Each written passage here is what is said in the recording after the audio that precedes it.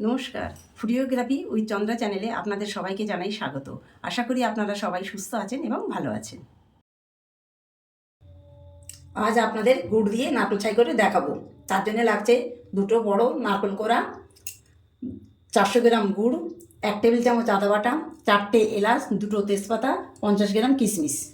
কড়াতে নারকেল গুঁড়ো, গুড়,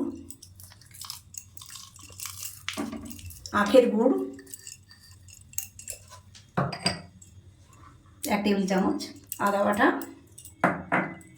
আর 2টি তেজপাতা দিয়ে মেখে নেব।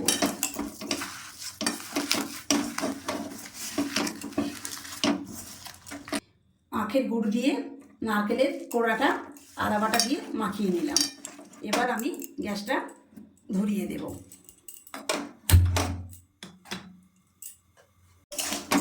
এবার খুঁটে দিয়ে ভালো করে নেড়ে দিলাম।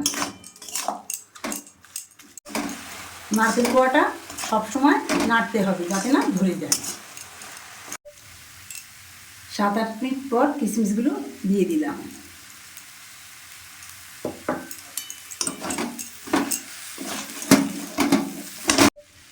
নারকেল ছাইটা হয়ে গেছে। এবার আমি গ্যাস বন্ধ করে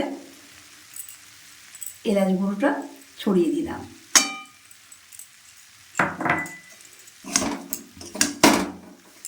দিয়ে নাড়াচাড়া করে নিলাম।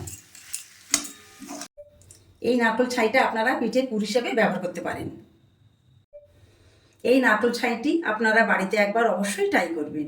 আশা করি আপনাদের ভালো লাগবে। আর যদি ভিডিওটি ভালো লাগে তাহলে লাইক, শেয়ার ও সাবস্ক্রাইব করে চ্যানেলটির পাশে থাকবেন।